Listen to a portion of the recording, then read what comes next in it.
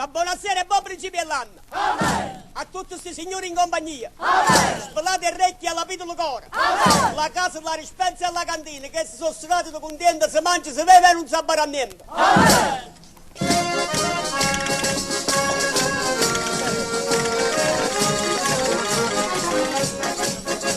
Cantamma l'era